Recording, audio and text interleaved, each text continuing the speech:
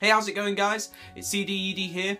Thank you for anyone who watched my first video. I couldn't believe how many views I got in such a short period of time. I know it's kind of still not a lot, but I still couldn't believe how many I got. For me, it was quite a big deal. But yeah.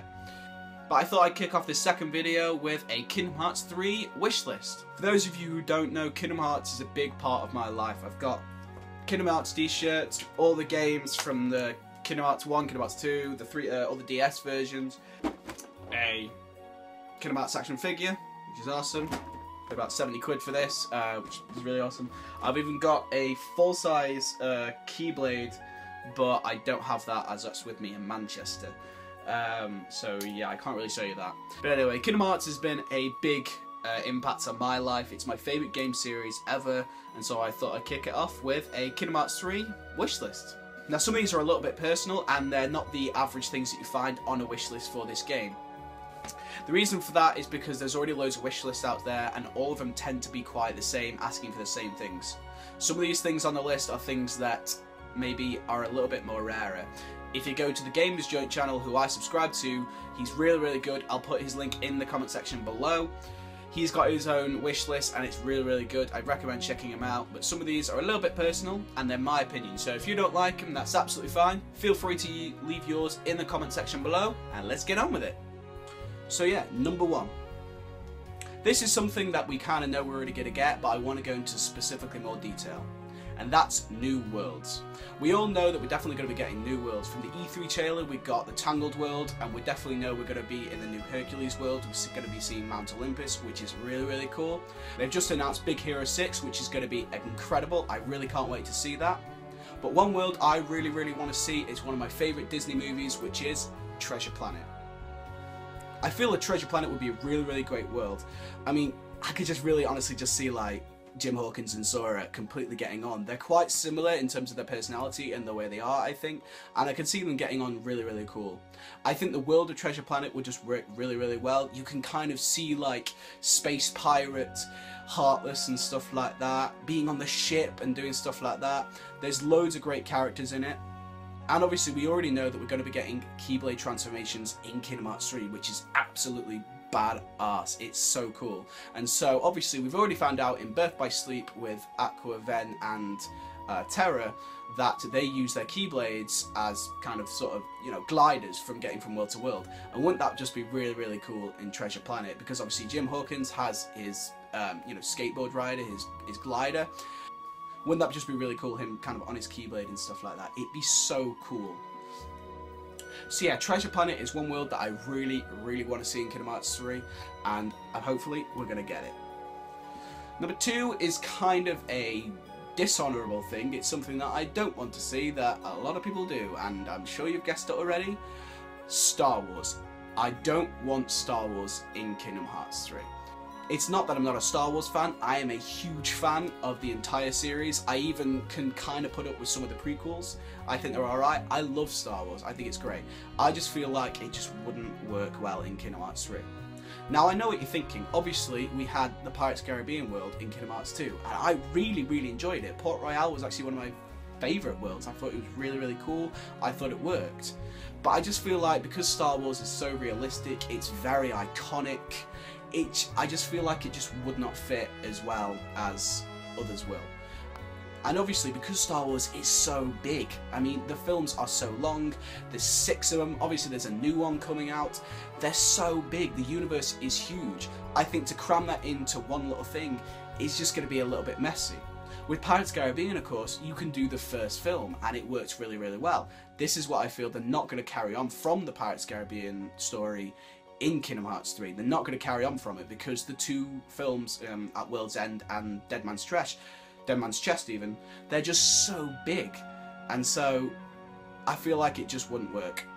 Obviously I am for a few things with Star Wars. I'd love to see a Star Wars lightsaber Keyblade. That would be so cool, of course it would.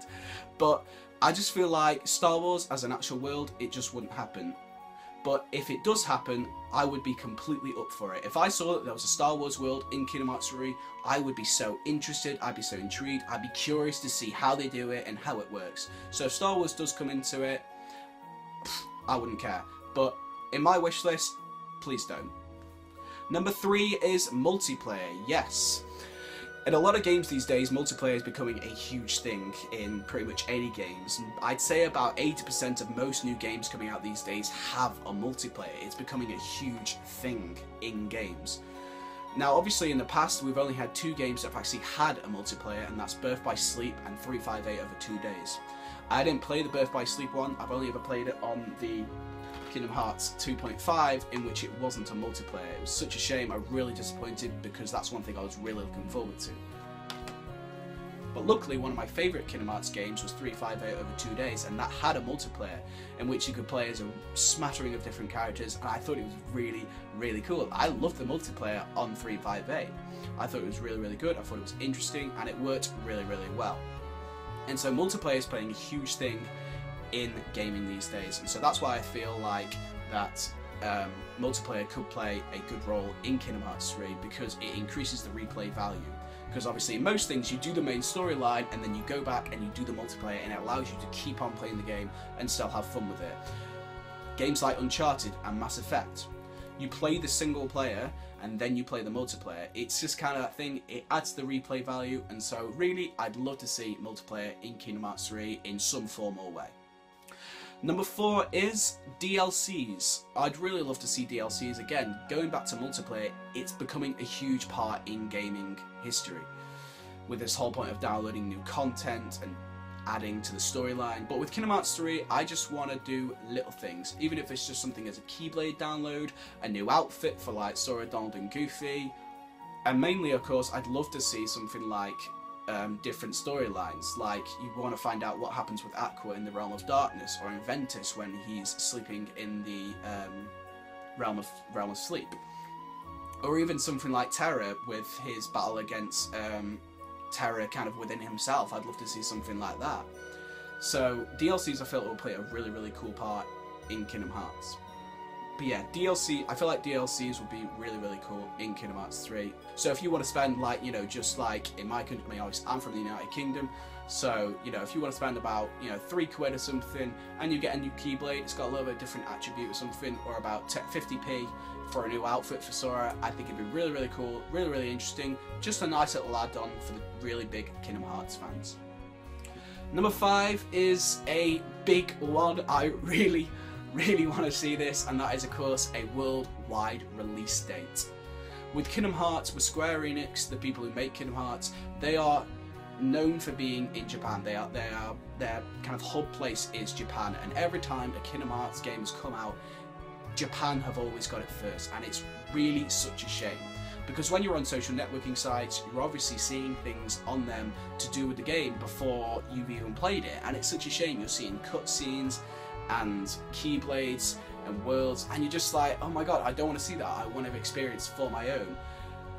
And at E3 this year, Tetsuya Nomura really had a chance to see how far the community of Kingdom Hearts 3 has grown from Japan. It's everywhere. It's incredible. There are people. There's a community down in the United States. There's a huge one here in the United Kingdom. I can't tell you. People think that United Kingdoms don't really play this kind of stuff, but we really do. I know a lot of my friends who love Kingdom Hearts, and it's a great game. And so I'd love to see that worldwide release date everywhere. So anyway guys, I hope you've enjoyed today's video. This has been my Kingdom Hearts 3 wishlist. I really hope you've enjoyed. Like and subscribe guys, I really hope you enjoyed today's video. I've been CDED and hope you enjoyed it, and until next time, I'll see you later. Say goodbye.